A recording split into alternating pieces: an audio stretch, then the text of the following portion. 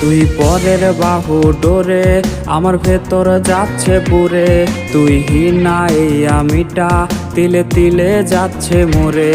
আমার পুরুষে পুরুক বুক, তুই কুরারে তোর সুখ, তবু মরার আগেও আমি দেখবো না রে তোর মুখ।